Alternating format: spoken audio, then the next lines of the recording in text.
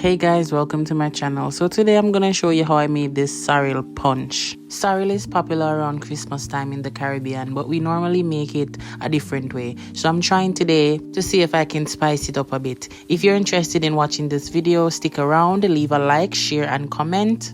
Ensure you subscribe for more of my recipes. Let's get into the video.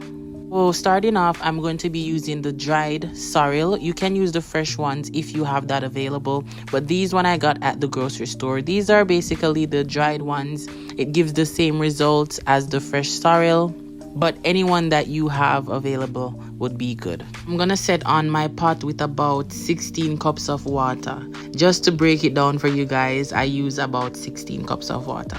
I then added about 10 pimento seeds.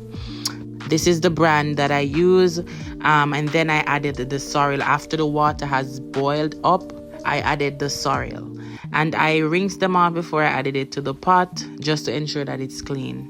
The water should change color right away, and then I'm gonna let that boil for about 5 minutes, and you can let it sit for a couple of hours until it's cooled.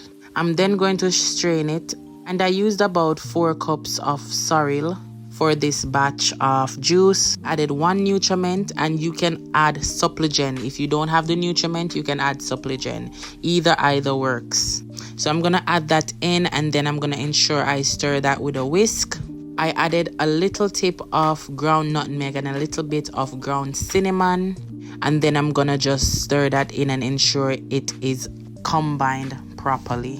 For the choice of sweetener, I went ahead and added some condensed milk. I added about half of the tin of the condensed milk, and I stir that together. After, you can strain it and then you can serve. It's best to let it chill for a couple hours, then you'll get the best taste, or you can serve it with some ice. But that's it guys, that's the finished result. It was so good. I really hope you try, and see you in my next video.